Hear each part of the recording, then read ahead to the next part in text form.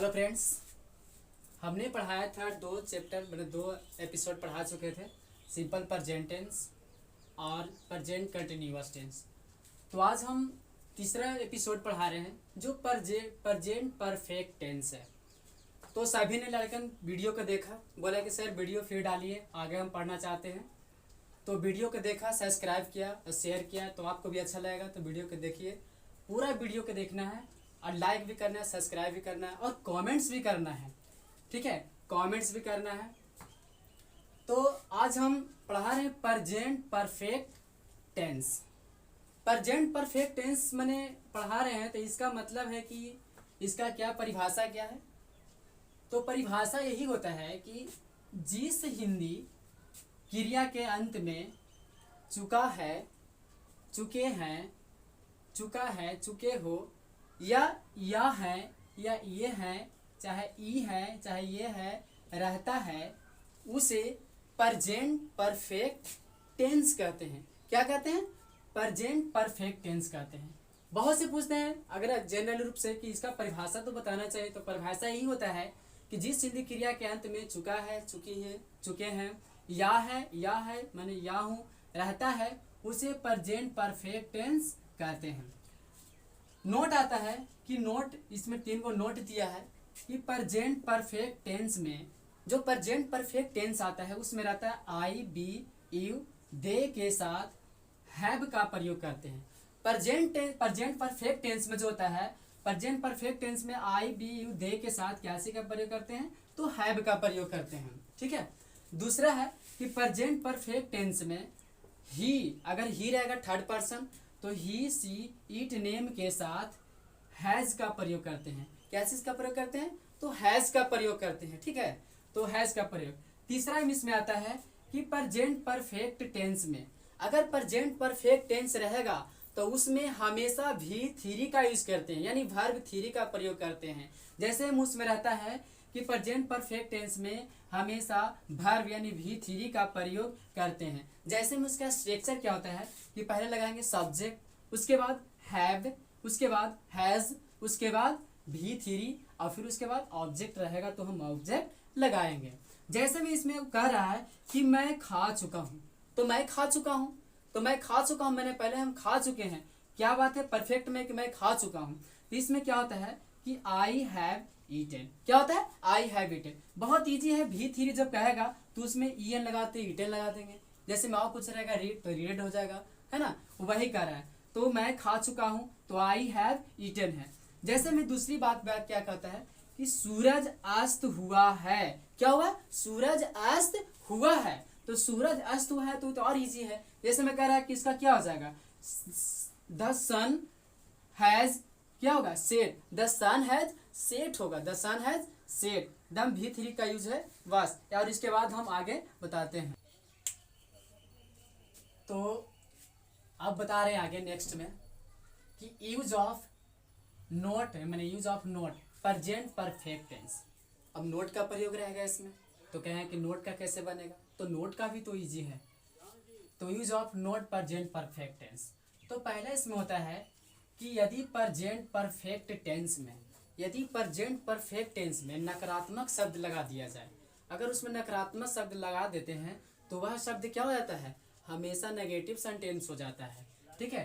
तो यदि present perfect tense में नकारात्मक शब्द लगा दिया रहे, मैंने लगा रहे, तो वह शब्द हमेशा क्या होता है? नेगेटिव सेंटेंस हो जाता है। ठीक है। दूसरा में कहता है, अब जो दूसरा है इसमें क्या कहता है कि यदि प्रेजेंट परफेक्ट टेंस में, नेगेटिव वाला हम बता रहे हैं कि यदि प्रेजेंट परफेक्ट टेंस में आई, बी, यू, दे के साथ, किसके साथ? आई, बी, यू, दे के साथ उसमें क्या चीज का प्रयोग करते हैं? हैव या हैवेंट, हैव या हैवेंट का प्रयोग करते हैं। फिर उसके बाद हम क्या करते हैं? भी थ्री का प्रयोग कर देते हैं। उसमें पहले नोट रहेगा तो हैव लगा देना है, ऐसे उसमें हैव नोट लगा करके उसके बाद क्या कर देंगे? भी थ्री जोड़ देंगे। ठीक है। फिर इसमें कहता है कि तीसरा में कि यदि प्रेजेंट परफेक्ट टेंस में ही, सी माने थर्ड पर्सन, माने ही, सी, इट, नेम, नेम के साथ उसमें हैज या हैजेंट का नोट प्रयोग करते हैं। क्या चीज का? हैव नोट का प्रयोग करते हैं, उसमें हैज और नोट का प्रयोग करते हैं। और फिर उसके बाद हम क्या करते हैं? उसके बाद भी थ्री लगा देंगे, उसके बाद भी थ्री लगा देंगे तो सेंटेंस बन जाएगा। एकदम ईजी है। जैसे में रहेगा कि सब्जेक्ट रहेगा, उसके बाद हैव या हैज रहेगा, उसके बाद लगाएंगे, उसके बाद हम नोट लगा देंगे, उसके बाद हम V3 लगा देंगे, उसके बाद हम ऑब्जेक्ट लगा देंगे, तो बन जाएगा। जैसे मैं कहेगा कोची शिक्षक नहीं आए हैं, तो आए हैं तो इसको परिभाषा तो पता चल रहा है कि जिस हिंदी क्रिया के अंत में चुका है, चुके हैं, या हूँ जो रहता है वही शिक्षक नहीं आए हैं। तो नहीं आए हैं तो नोट नेगेटिव है। जैसे में the teacher has not come, the teacher has not come. अब कह रहे हैं कि लड़कों ने कुर्सी तोड़ी है।